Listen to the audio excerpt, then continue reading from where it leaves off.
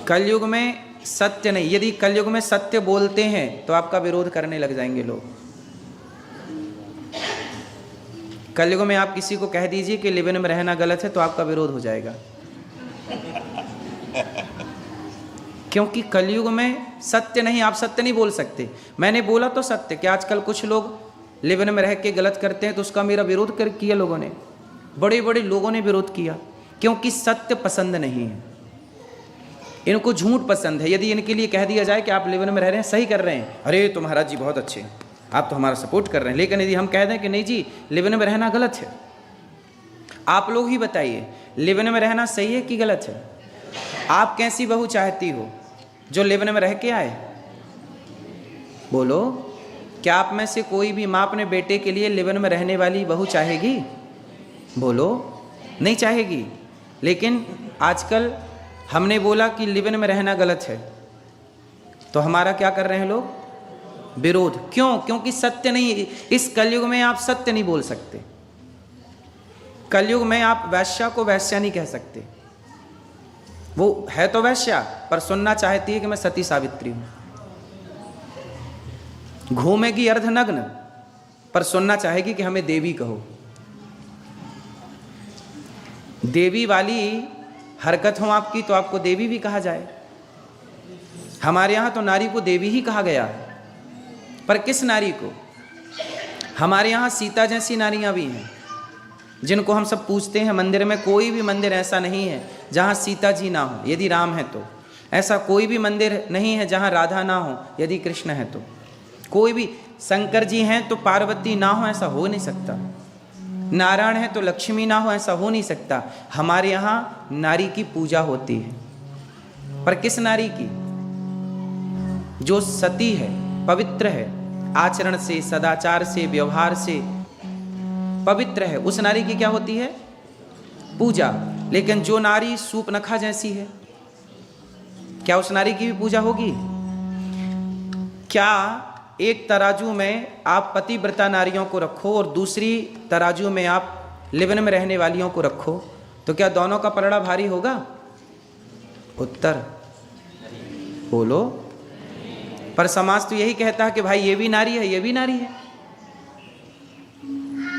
आजकल तो समानता का भाव है ना, कि सब बराबर हैं। सब बराबर हैं तो सती, पतिव्रता और वैश्या एक कैसे हो सकती है? बोलो हाँ या ना। लेकिन आज आप सत्य नहीं बोल सकते। यदि आप सत्य बोलेंगे तो लोग आपका क्या करेंगे? क्यों करेंगे? क्योंकि सत्य सुनना अच्छा नहीं है। लोग झूठ सुनना चाहते हैं, हाँ या ना। यदि आज यहां, इसलिए तो भागवत जी में लिखा सत्यम नास्ति तपः शौचम दया दानम न विद्यते। सत्यम नास्ति। कलयुग में क्या नहीं है? कितने पांव टूट गए धर्म के? सत्य टूट गया, सत्य नहीं। तपः, कलयुग में क्या नहीं है? तप। कोई तपस्वी नहीं है, तप नहीं कर पा रहा है। सत्यम नास्ति तपः शौचम। शौचम मतलब, शौचम मतलब, शौचम मतलब शुद्धि। क्या? शुद्धि। शौचम मतलब क्या मेरी माँ? मैया। ओ पीछे वाली मैया, सरकार मोबाइल चला रहे हो, सुन लीजिए प्रेम से, सुनिए। क्या नहीं है? शुद्धि। जैसी राखो शुद्धि वैसी बने बुद्धि। बुद्धि का शुद्धि से संबंध है या नहीं? बुद्धि का किससे संबंध है? जैसी होगी शुद्धि वैसी रहेगी। इसलिए शौचम। देखो ये बात हम नहीं कह रहे हैं। आजकल क्या है ना, सत्य नहीं कह सकते, लेकिन हम लोग सत्य, हमारा इतना विरोध करते हैं लोग, फिर भी हम सत्य कहना नहीं छोड़ते। आप लोग बताइए, छोड़ दें? फिर हम भी कहने लग जाएं कि ठीक है रहो लिव इन में। बोलो। और सोचिए, बड़े बड़े हाई प्रोफाइल लोग लिव इन का सपोर्ट करते हैं, कुछ पत्रकार भी लिव इन का सपोर्ट करते हैं। अब सोचिए क्या होगा। गलत चीज का आप सपोर्ट कर रहे हैं और वो भी खुलेआम। एक बार मुझे डिबेट में बुलाया टीवी वाले भैया ने, पत्रकार भैया ने, तो वहां एक महिला मेरे से भिड़ गई, बोली मैं शराब पीती हूं पर मैं शराबी नहीं हूं। वो बोली मेरे से कि मैं शराब पीती हूं पर मैं शराबी नहीं हूं। वो मेरे से उलझ गई। तो मैंने उनसे कहा, न्यूज वाले, मेरे को कहाँ शराबियों के संग आपने बिठा दिया? न्यूज वाले तो टीवियों पे ले जाके भिड़ा देते हैं ना शराबियों से, आप लड़ो। वो बोली कि मैं शराब पीती हूं पर आप मुझे शराबी मत कहिए। इसका अर्थ क्या हुआ कि आज का आदमी खुलेआम, सोच महिला हो कि वो शराब पी रही हो, सबको बता रही है, और आप ये नहीं कह सकते कि तुम गलत हो। तो फिर उससे पूछा जाए कि भाई गलत कौन है? फिर मीडिया वालों को पूछना चाहिए था कौन गलत है। तो लोग सवाल हमसे करेंगे पर गलत लोगों से सवाल, आजकल सवाल भी उनसे पूछा जाता है जो सही है, जो गलत है उनसे कोई सवाल नहीं। अच्छा एक बात बताइए, शौचम का अर्थ हम समझाएं आपको? समझेंगे? ये भी सच है पर थोड़ा आप स्वीकार करेंगे कि नहीं? सचिव वैद्य गुरु तीन जो प्रिय बोलहि भयास। तीन लोग ना मुंह देखी बातें नहीं करते, और तीन लोग यदि मुंह देखी बातें करने लग जाएं तो आपका नाश हो जाएगा।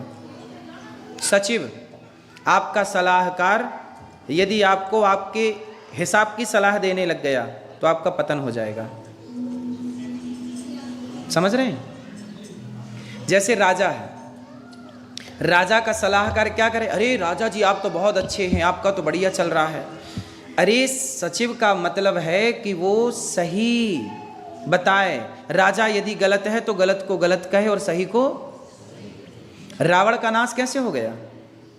रावण का नाश इसी में हो गया क्योंकि रावण के जो सचिव थे, सचिव मतलब सलाहकार, रावण के सलाहकार कैसे थे? गलत थे। कैसे सलाहकार थे? जब हनुमान जी गए लंका जलाई तो लंका जल गई, तो पूरी लंका में दहशत हो गई कि अरे हनुमान जी आए तो एक बंदर इतना पावरफुल है तो राम की सेना कितनी पावरफुल। सारे बंदर, सारे लंकावासी थर थर थर थर कांपने लग गए। तब राजा रावण के मंत्रियों ने कहा, अरे महाराज घबराने की क्या जरूरत है, बंदर भालू तो हमारा भोजन है।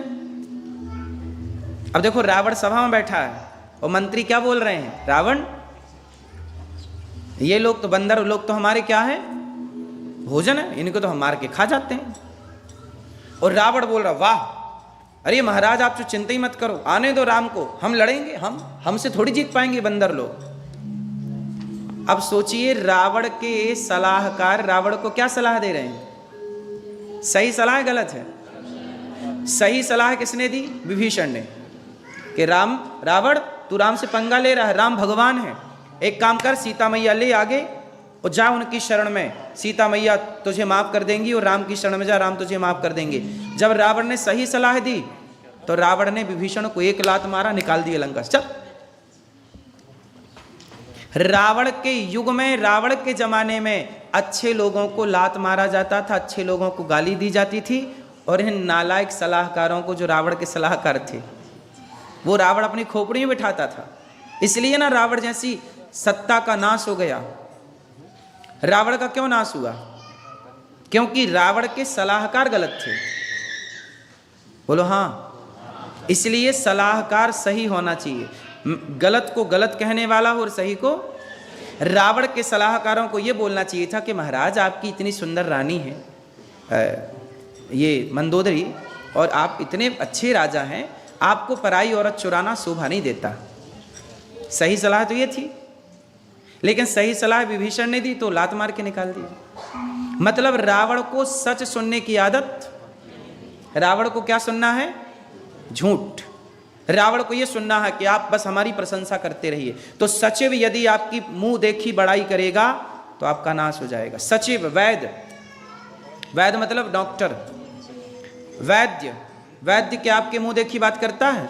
आप कहो साहब कड़वी दवाई मत देना, थोड़ी मीठी दे दो, नहीं, तुम्हारे हिसाब की दवाई ना देगा। यदि डॉक्टर को आपने अपने हिसाब से चलाया तो आप मर जाएंगे। इसलिए आपको डॉक्टर के हिसाब से चलना पड़ेगा। डॉक्टर हमारे हिसाब से नहीं चलता। डॉक्टर साहब यहाँ दर्द है पर एक काम करो, आप यहाँ मत चीरा लगाना, फाड़ा लगाना, आप यहाँ पेट में फाड़ दो, थोड़ा चीरा यहाँ लगा दो। ऐसे थोड़ी होता है भाई। डॉक्टर जो कहेगा वो आपको मानना है। यदि आपने डॉक्टर को अपने, अच्छा डॉक्टर भी मिल जाए, चल अच्छा भैया चल बता, तू ही बता कहाँ फाड़ा लगाऊं, चीरा लगाऊं, तो अरे तो एक काम करो जरा से यहाँ लगा दो, दर्द यहाँ है, लगा यहाँ रहा, और डॉक्टर ने कर भी दिया, तो इससे मरीज भला होगा। इसलिए सचिव की ईमानदारी है तो राजा शासन करता है। डॉक्टर यदि ठीक है और आपने डॉक्टर के हिसाब से चले तो आप ठीक हो जाओगे।